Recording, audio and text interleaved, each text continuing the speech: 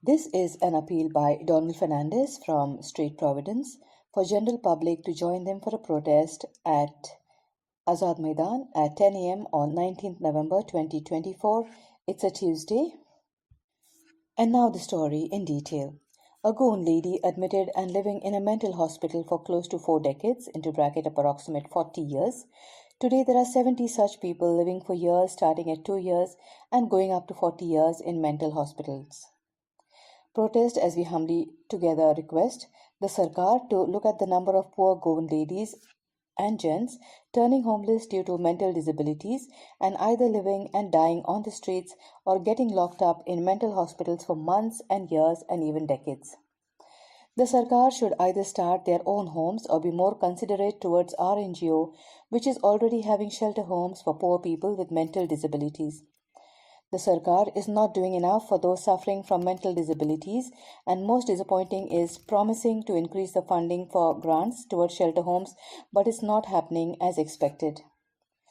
Well, caring for the poor ladies and gents with mental disabilities is not possible or viable service without the SORKAR support, and that's why there are absolutely no shelter homes besides Street Providence. We run 11 homes with a 240 bed capacity for men and women. We are intending to double the capacity to 500 beds, but only if the SORKAR supports. When the SORKAR gives you grant in 2024 at Rs 33 per day for 3 meals and Rs 6.67 paisa per day for psychiatric medication, still no one is starting homes for people with mental disabilities. Why is no one starting homes? Because the above rates are as per the inflation rate calculated in the year 2007 and we are currently in the year 2024. Can anyone feed a psychiatric poor lady patient with Rs 33 per day or Rs 1000 per month? What type of psychiatric medication can one buy with Rs 6.67 per day or Rs 200 per month when caring for ladies patients with disabilities? Item number A. No proper funding leads to no one starting shelter homes. Item number B. No shelter homes means more poor Goans turning homeless on the streets. Item number 3. More homeless means breakdown of system. Item number 4. Breakdown of system leads to pile up of poor people in mental hospitals. Item number 5. Overloading of mental hospitals means beds are occupied. Item number 6. Occupied beds in mental hospitals means fresh and genuine patients cannot access mental facilities, resulting again in them living on the streets. Item number 7.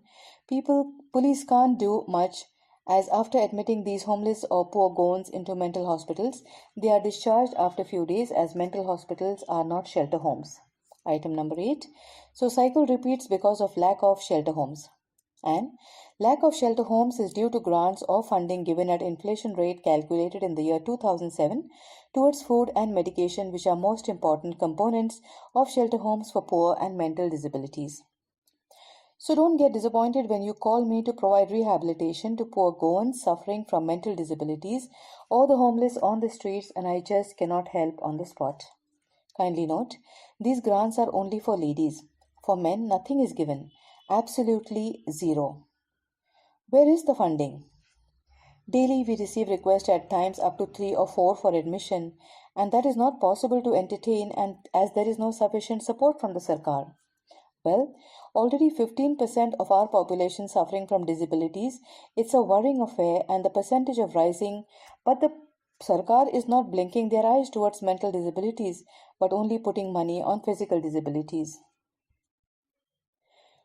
Worse is those adults with intellectual disabilities, as that's another nightmare to handle, and here too no shelter homes.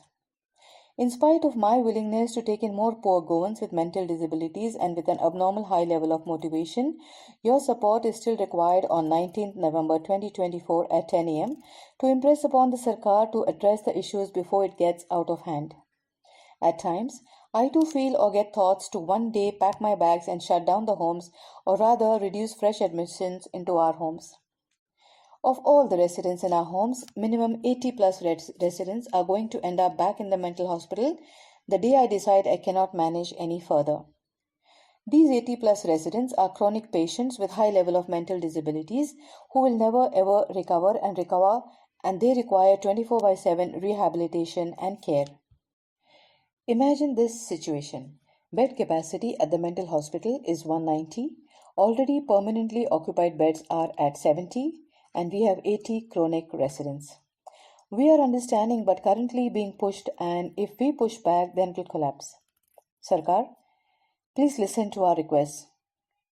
We are calling upon you, our well-wishers, friends, activists, politicians, benefactors, critics, media, social, electronic, and others to help us get help to the poorest of the poor with mental disabilities. Help them to get a home to stay rather than live in a mental hospital for years or decades or die on the streets, as they too have a right to life and are Indian citizens. All communication strictly through WhatsApp messages only on 83800-97564. I repeat, 83800-97564. Let's meet on 19th November 2024 at 10 a.m. at Azad Maidan, Panjim, Goa. Our website is www.streetprovidencegoa.com. God bless you all. Donald Fernandez.